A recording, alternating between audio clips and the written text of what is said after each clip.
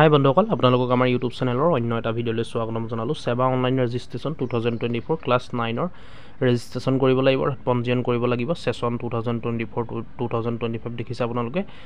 Registration কৰাৰ সময় হৈ গ'ল। লাষ্ট ডেট এপ্লিকেশ্যন ফিজ কিমান দিব লাগিব ৰেজিষ্ট্ৰেশ্যন কৰোঁতে। অনলাইন ৰেজিষ্ট্ৰেশ্যন আপোনালোকে কৰিব পাৰিব। অনলাইন ৰেজিষ্ট্ৰেশ্যন প্ৰচেছ আমি সকলোখিনি ভিডিঅ'টোত আলোচনা কৰিম। ভিডিঅ'টো শেষলৈকে চাই থাকিব, তেতিয়াহে সকলোখিনি কথা বুজি পাব। সেৱা online registration 2024 class 9 IX student registration আপোনালোকে অনলাইন মাধ্যমেৰে ৰেজিষ্ট্ৰেশ্যন কৰিব পাৰিব। সেৱা online registration 2024 board of secondary education Assam সেৱা। ইয়াত অনলাইন ৰেজিষ্ট্ৰেশ্যন প্ৰচেছ আপোনালোকে দেখিছে। ক্লাছ 9 ষ্টুডেণ্টৰ সেৱা active in online registration portal. আপোনালোকে অনলাইন ৰেজিষ্ট্ৰেশ্যন পৰ্টেলত ৰেজিষ্ট্ৰেশ্যন কৰিব পাৰিব।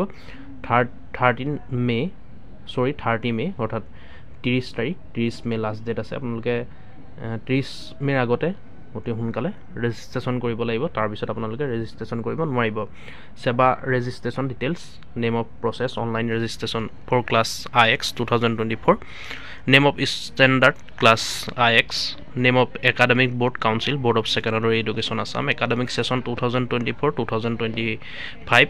ৰেজিষ্ট্ৰেশ্যন ফিজ ইয়াৰ কাৰণে 250 এটা পে' কৰিব লাগিব। ৰেজ 100 ফৰ PWD ষ্টুডেণ্টৰ কাৰণে 100 টকা PWD ষ্টুডেণ্টে পে' কৰিব লাগিব। বাকীসকলে ৰেজিষ্ট্ৰেশ্যন ফিজ 250 টকা পে' কৰিব লাগিব। লাষ্ট ডেট হ'ল 30 মে। মই কৈছোঁ 30 মে আগতে আপোনালোকে অতি সোনকালে ৰেজিষ্ট্ৰেশ্যন কৰি ল'ব। ৰিলেটেড আৰ্টিকল সেৱা SSLC result, how to complete সেৱা ৰেজিষ্ট্ৰেশ্যন প্ৰচেছ। ৰেজিষ্ট্ৰেশ্যন প্ৰচেছটো কেনেকুৱা হ'ব, কেনেকুৱা ধৰণে আপোনালোকে কৰিব লাগিব। আপোনালোকে যিসকল বন্ধু বান্ধৱীয়ে, যিসকল ছাত্ৰ ছাত্ৰীয়ে কৰিব বিচাৰিছে, কৰিব পৰা নাই বা এতিয়ালৈকে কৰা নাই, যিহেতু আজি 12 তাৰিখ, আজি আপোনালোকে কৰিব পাৰিবহে। আজি লিংকটো এক্টিভ হৈছেহে।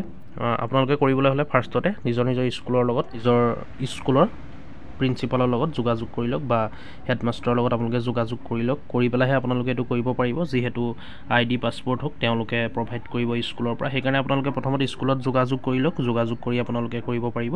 যিসকল ছাত্ৰ ছাত্ৰীয়ে কৰা নাই, ইউজাৰ নেম পাছপৰ্ট সেইটো ইনস্পেক্টৰ অফ স্কুলৰ ফালৰ পৰা দিয়া হ'ব। সেইকাৰণে ফাৰ্ষ্টতে আপোনালোকে স্কুলত যোগাযোগ কৰক।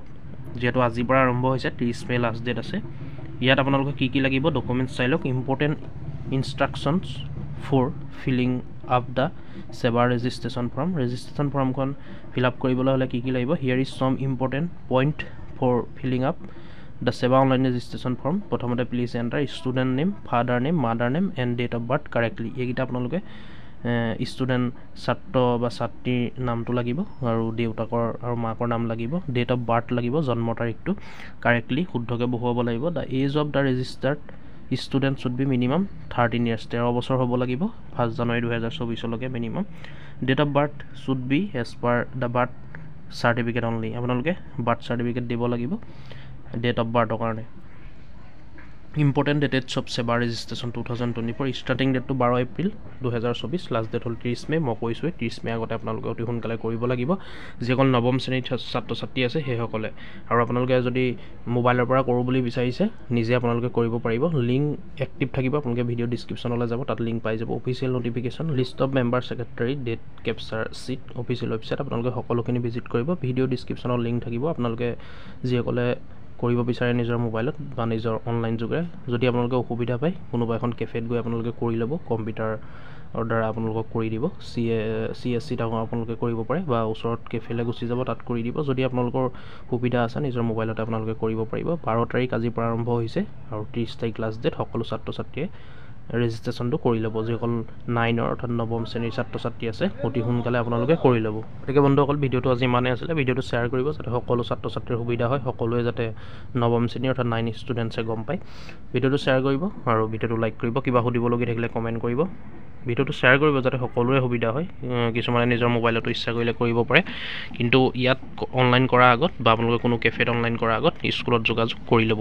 ভিডিঅ'টো লাইক কৰিব, লগতে চেনেলটো ছাবস্ক্ৰাইব কৰি ল'ব। এনেকুৱা ধৰণৰ বিভিন্ন আপডেটবোৰ পাই থাকিবলৈ ধন্যবাদ।